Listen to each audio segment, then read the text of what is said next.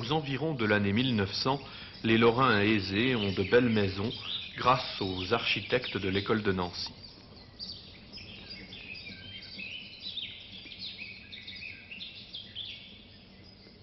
La décoration de ces vastes demeures doit témoigner tout à la fois de l'opulence et du goût raffiné de leurs propriétaires. On commence à se lasser de l'Angélus de Millet, omniprésent depuis 1860. Le calendrier des postes est tout de même insuffisant. On aime la peinture. Ne sommes-nous pas au pays de Claude Lorrain et de Georges de la Tour? On en accroche beaucoup. Pas de place vide sur les murs, ce serait mesquin. D'ailleurs, le bon ton en matière de décoration est donné par Sarah Bernard, la célèbre voix d'or. Si la simplicité est absente, le raffinement est exquis. Maintenant, dans ce destin, je devrais devancer. L'amour m'en eut d'abord inspiré la pensée. Mais vers quel genre de peinture vont nos préférences? D'abord et toujours vers la peinture religieuse. Elle incite à la méditation et peut-être cette pieuse imagerie protège-t-elle de la foudre et de l'incendie.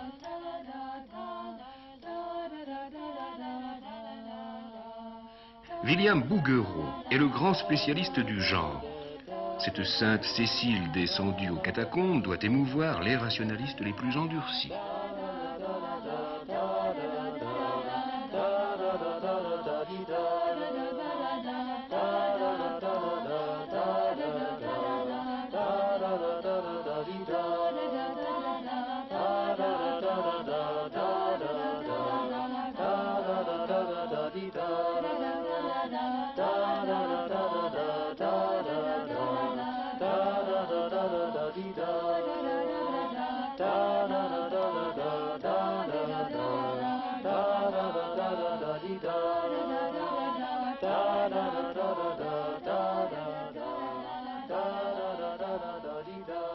Qui a osé dire qu'on ne faisait pas de bonne peinture avec de bons sentiments?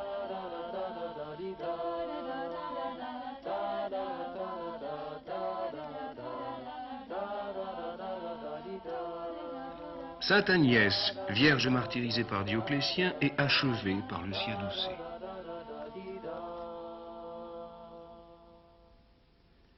Les enfants ont aussi du succès.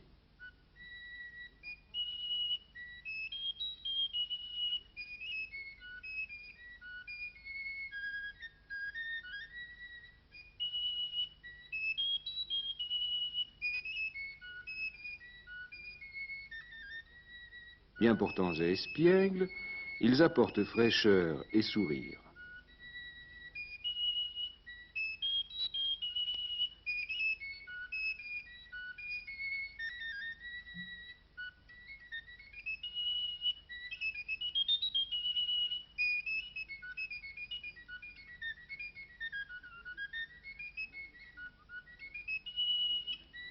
Au moindre signe de malaise, le bon docteur est à leur chevet. Les enfants d'Édouard, qui ont donné leur nom à une coupe de cheveux, attendent leur destin tragique.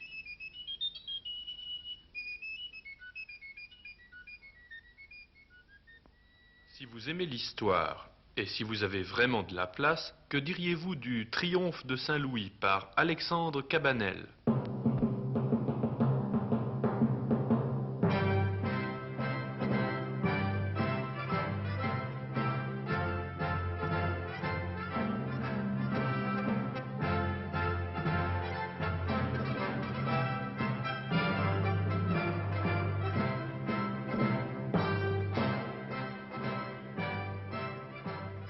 Les personnages sont un peu maussades, mais le souffle est épique.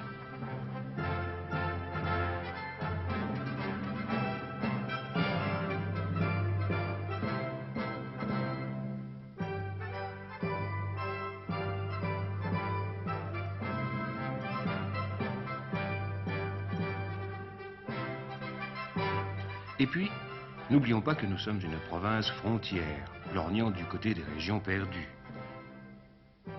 Aimé Moreau, de Villy, de Taille et quelques autres entretiennent l'héroïsme au fond de nos cœurs.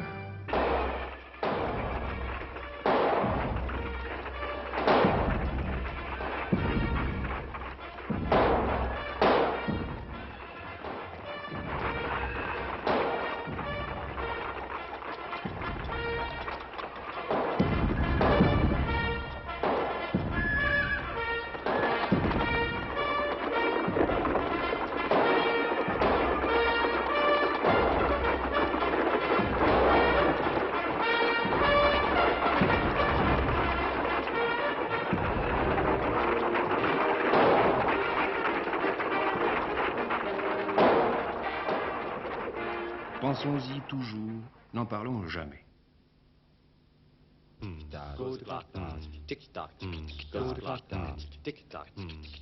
Le succès de la photographie n'a pas détrôné le portrait, qui se doit d'être un peu flatté, mais ressemblant.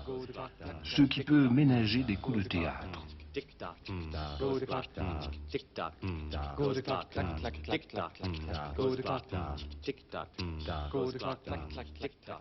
Bien que l'époque et la bourgeoisie se veuillent puritaines, le nu est apprécié pourvu qu'il soit chaste.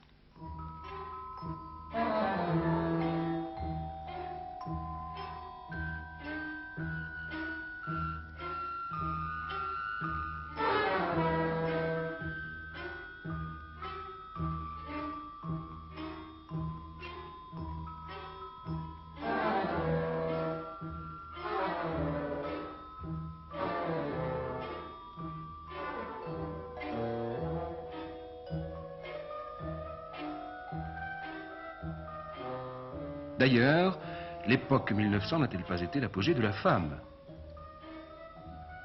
Soigneusement poncées et épilées, ces dames semblent modelées dans du saindoux ou des savonnettes. William Bouguereau, encore lui, ne craint pas les entassements. L'oiseau bleu, de la Lunévilloise, Marguerite Delorme, 1876-1946.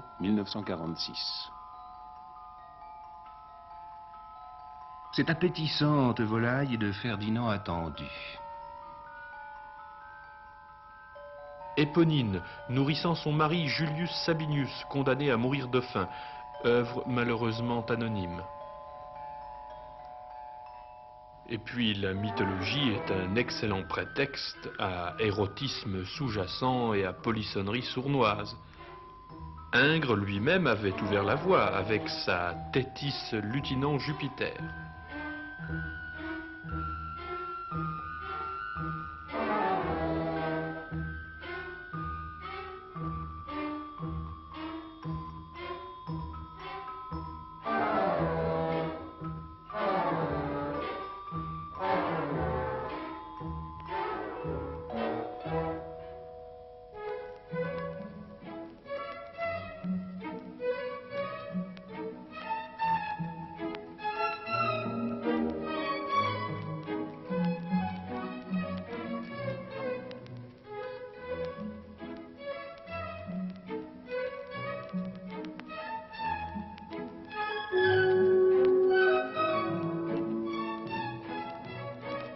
Émergeant de 100 peintres lorrains obscurs, Émile Friant, natif de Dieuze, connaît à 25 ans une gloire nationale.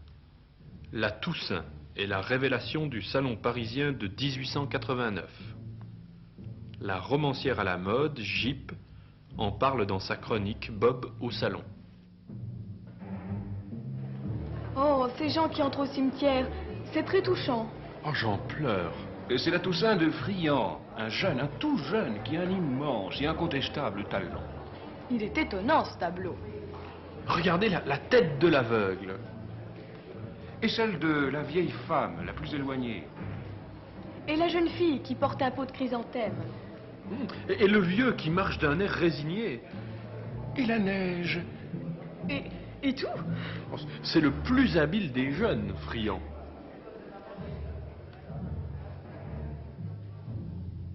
Couvert d'honneurs, de médailles et de fleurs, Émile Friant, plus tard membre de l'Institut, s'attardera dans les cimetières avec la douleur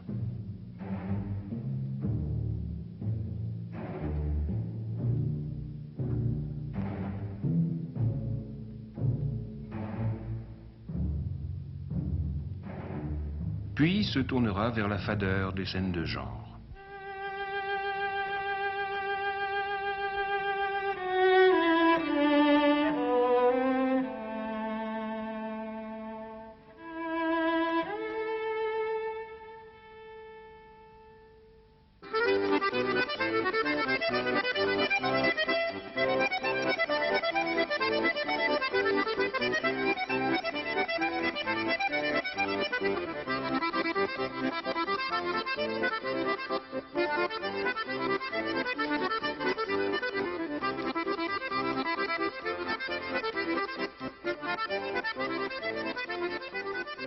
Admiré avant-hier, décrié hier, probablement en renouveau de vogue demain, cette peinture qu'on appelle maintenant kitsch se cache aujourd'hui dans les réserves des musées. Les nymphes sont honteuses de leur rondeur démodée. Les belles odalisques ont été massacrées, comme celle de Benjamin Constant. Peut-être savent-elles qu'en 1900, époque où les bourgeois achetaient leur rondeur à prix d'or, un nommé Paul Cézanne ne s'attirait que des sarcasmes.